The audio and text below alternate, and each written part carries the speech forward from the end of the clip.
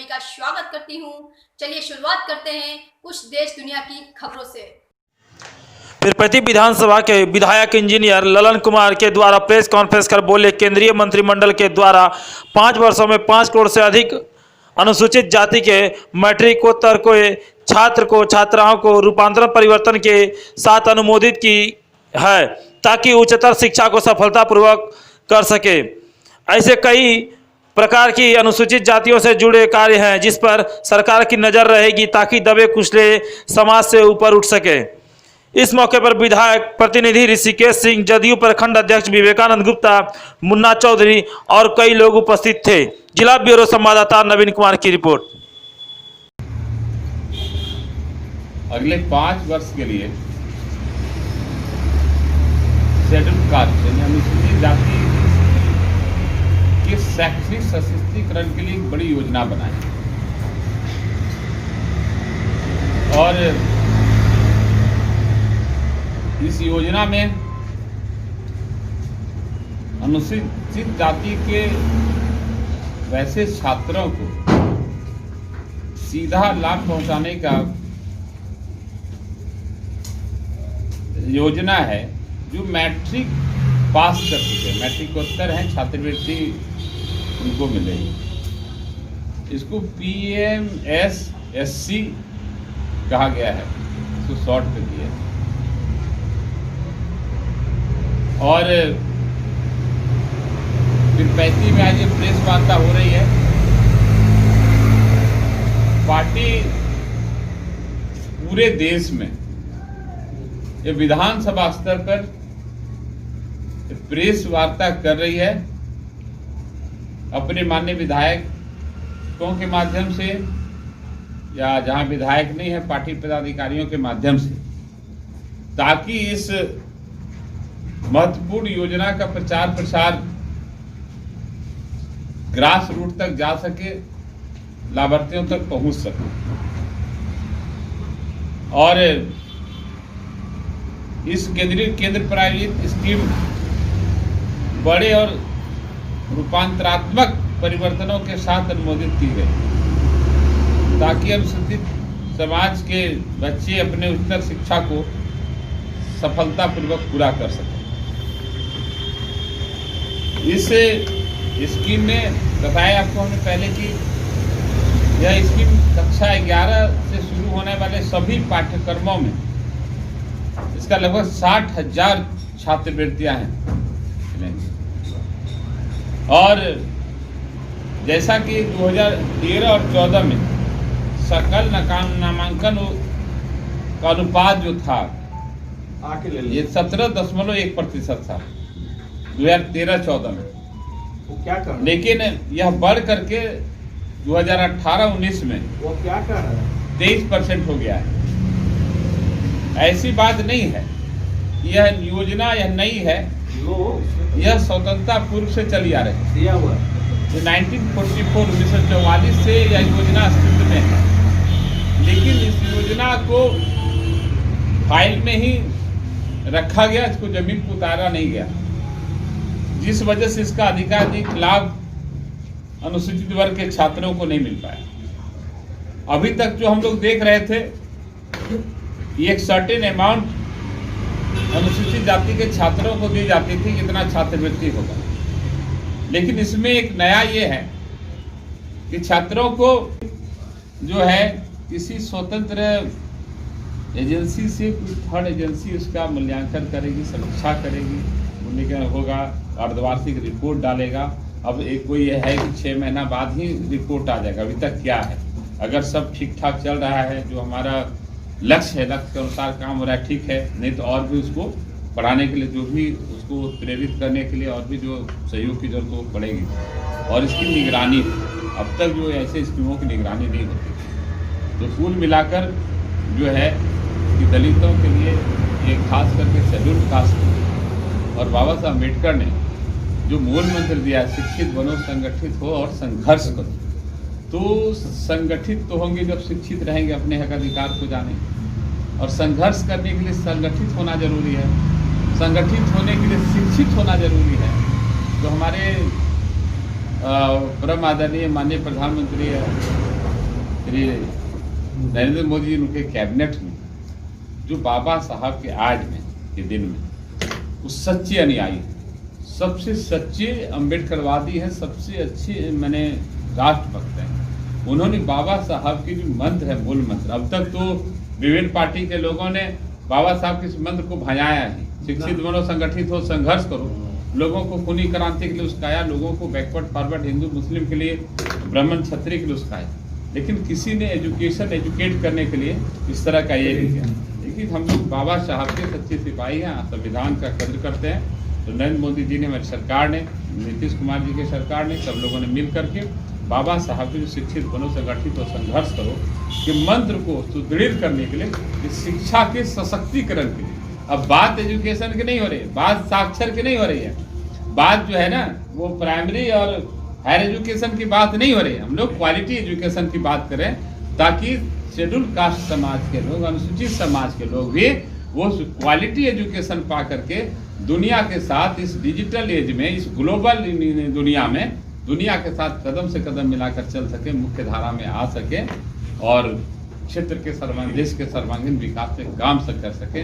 और इतना ही नहीं, हमारे इस काम से हमारे पार्टी के जो संस्थापक हैं पंडित दीनदयाल उपाध्याय जी, डॉक्टर श्यामा प्रसाद मुखर्जी जी, उन लोगों का भी सपना साकार होगा। उन्होंने जो एकात्म मानववाद और अंत्योदय का जो दर्शन दिया है, तो अंत्योदय तो यही अंत्योदय है जो पिछड़े में, अंत्योदय दर्शन भी जमीन पर उतरेगा, मुख्य धारा में लौटेंगे, हमारा समाज सशक्त होगा, हम पढ़ लिख करके और भी नजदीक आएंगे, भेदभाव मिटेगा और हम एक अपनी दुनिया में अपनी खोई हुई गरिमा को प्राप्त करेंगे और हम लोग विश्व गुरु परम वैभव पर पहुंचेंगे और पुनः विश्व गुरु बनेंगे। बहुत बहुत धन्यवाद। जय हिंद। आएगा और इस संबंध में छात्रों को समय समय पर परेशानी मुक्त भुगतान के लिए अत्याधुनिक IT प्लेटफॉर्म का निर्माण किया जाएगा।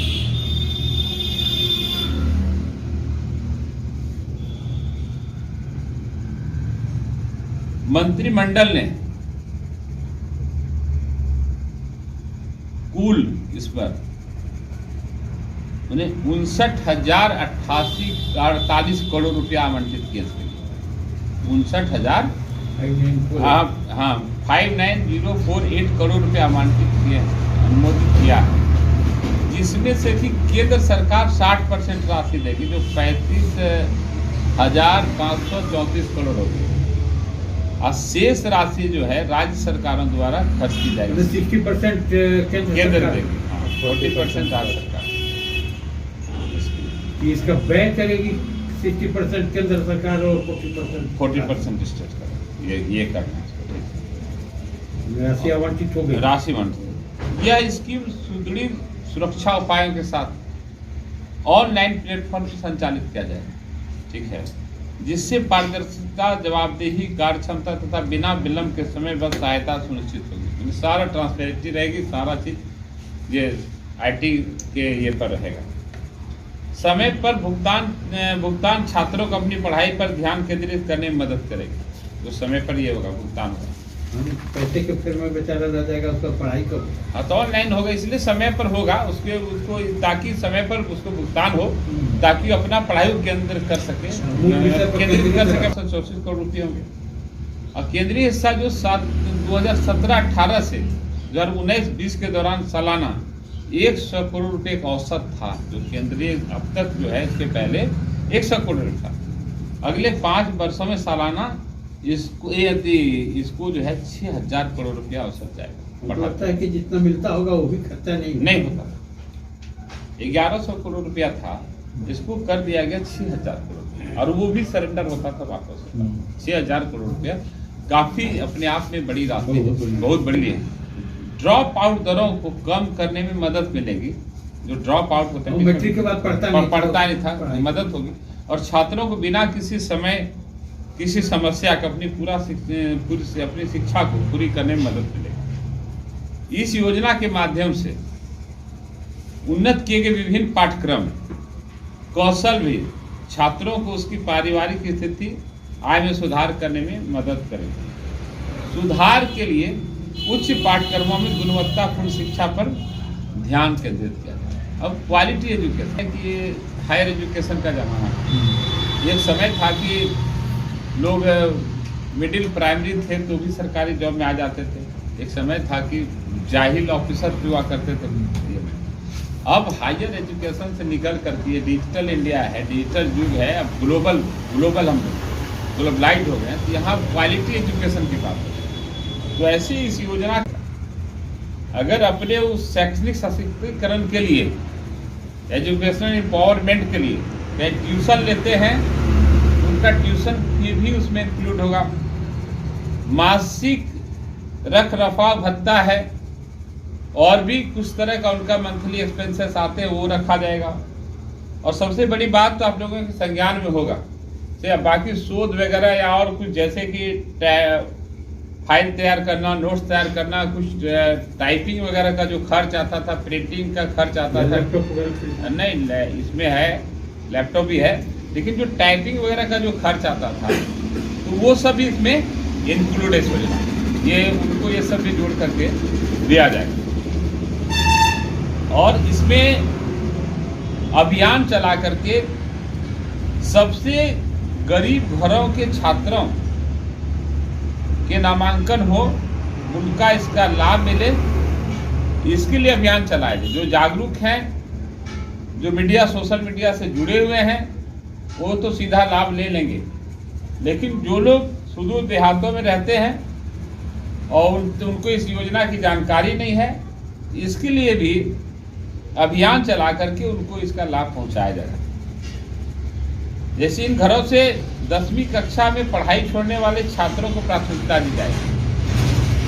जैसे कि गरीब घरों के कुछ छात्र हैं, हालांकि ये स्कीम है 11 के छात्रों का, लेकिन जो 10वीं तक पढ़ के छोड़ दिए, 11वीं में एडमिशन नहीं करा पाए, उनको भी प्रमोट किया जाएगा कि 11वीं में एडमिशन लें, हायर एजुकेशन लें, उनका अपना शैक्षणिक सशक्तिकरण कर सकें। ये सेक है SECC डेटा, जिसे सोशियो इकोनॉमिक कास्ट सेंसस। ऐसे घर जहां एक या दो माता पिता निरक्षर हैं, जैसे माता पिता हैं या माता निरक्षर हो या पिता हो या दोनों निरक्षर हैं, या सरकारी स्कूल से उत्तीर्ण छात्र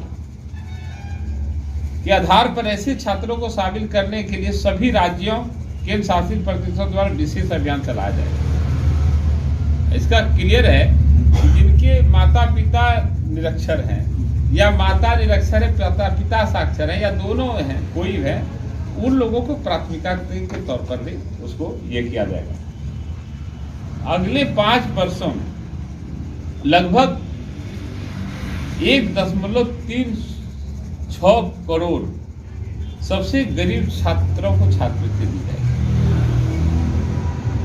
इसके तहत जोड़ने का स्कीम पूरे देश में।